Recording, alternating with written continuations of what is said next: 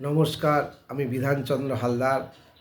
আমার লেখা জীবনতরী এই গল্প গ্রন্থ থেকে একটি গল্প পাঠ করছি। গল্পটা পাঠ করার আগে যে কথাটা না বললেই নয়, আমরা যারা লেখালেখি করছি তাদের অনেকেই আছেন লেখার থেকে পুরস্কারের সংখ্যা বেশি। পুরস্কারে তাদের ঘর ছয় লাভ,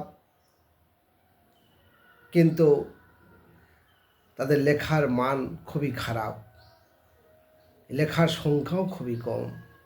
তারা পুরস্কার পাওয়ার ততটা যোগ্যতা নয়। সেই ভাবনাকে নিয়েই আমার গল্পের নাম পুরস্কার। গল্পের নাম পুরস্কার। জেলা বইমেলায় পুরস্কারটা আমাকে কিন্তু এবার দিতেই হবে। জেলা বইমেলায় পুরস্কারটা আমাকে কিন্তু এবার দিতেই হবে। আপনার কোনো লেখা বইটই আছে? না।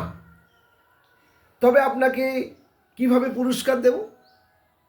আরে আগে পুরস্কারটা দিন, পরে আমি সময় করে কবিতা লিখে নেব, কাব্যগ্রন্থ প্রকাশ করে নেব। সুপ্রকাশবাবু চমকে উঠলেন। বলেন কি রতনবাবু, একটিও কবিতা বই নেই রতনবাবুর, তাও জেলা বই মেলায় পুরস্কারটার দাবিদার? সে বছর রতনবাবু কেন, কোনো বাবুকে জেলা বই মেলায় পুরস্কার দেওয়া হয়নি। রতনবাবু ভেঙে পড়েননি। তিনি এখন খাতা কলম নিয়ে দু একটা কবিতা লিখতে শুরু করেছেন।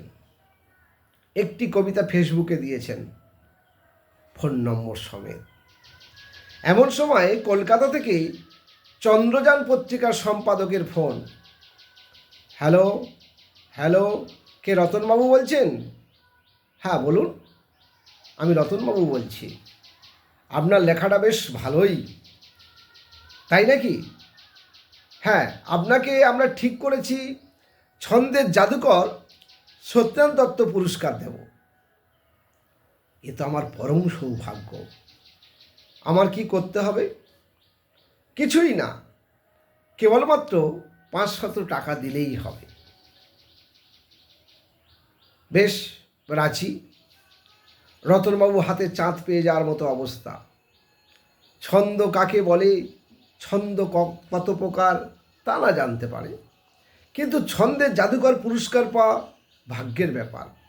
এমনকি সত্যেন্দ্রনাথ দত্তের একটি কবিতাও সে পড়েননি।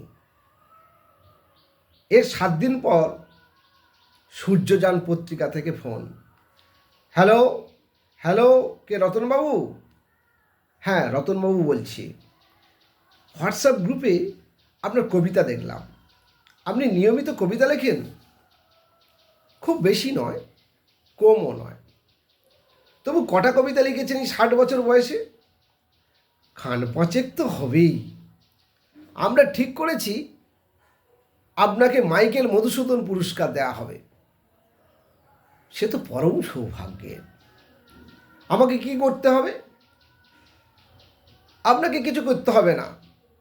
যা বাজার দর, ট্রফি ও সার্টিফিকেট মিলে এই 1000 টাকা দিলেই হবে। বেশ, রাজি।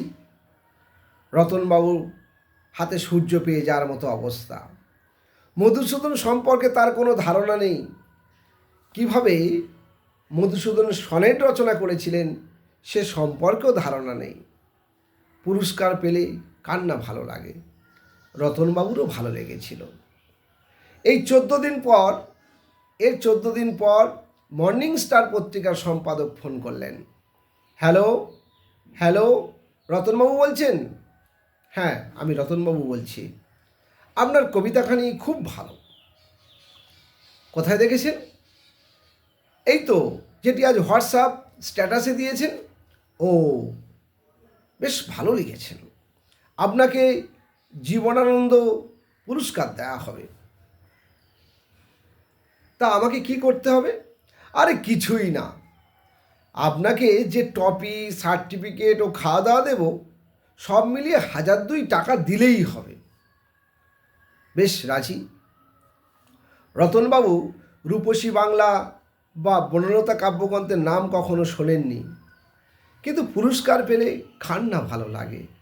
রতনবাবুরও খুব ভালো লেগেছিল। এর 1 মাস পর নাইট ফাইটার পত্রিকার সম্পাদকের ফোন। হ্যালো, হ্যালো, কে রতনবাবু?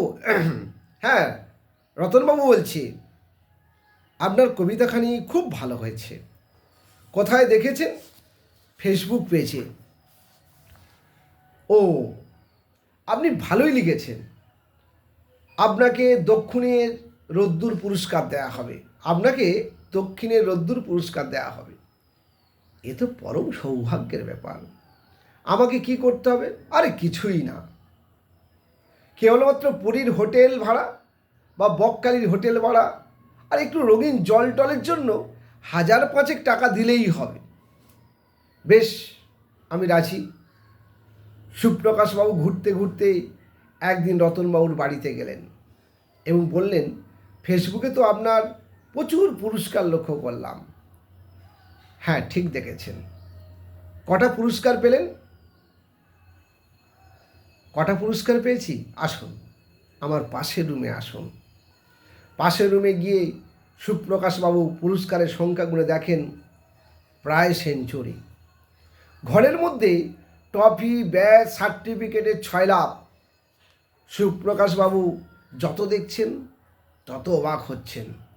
বিস্মিত চোখে সুপ্রকাশবাবু বললেন, রতনবাবু, আপনার কটা কাব্যগ্রন্থ বেরোলো?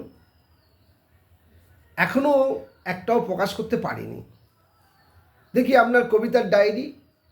কবিতার ডায়েরিতে খান 10 কবিতা, তা আবার এত হিজিবিজি করে লেখা সুপ্রকাশবাবু পড়তে পারেননি।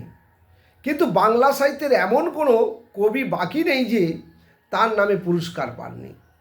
সব কবির নামাঙ্কিত পুরস্কার রতনবাবু পেয়েছেন।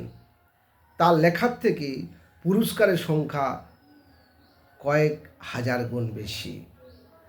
বালির তৈরি শিখর দেশ, বালির তৈরি শিখর দেশ, অরুণ ছাড়া অরুণোদয়, চন্দ্র ছাড়া জ্যোৎস্নার আলো, বৃক্ষ ছাড়া সবুজ বন শিষ্য, কুঁড়ি ছাড়া ফুল, এই সব কিছুর অপূর্ব শোভা জল করছে রতনবাবুর রুমে। বিধাতার তৈরি পত্রিকা গোষ্ঠীকে 100 কোটি প্রণাম। রতনে রতন চেনে, তার রতনকে একদম ঠিকঠাক চিনেছেন।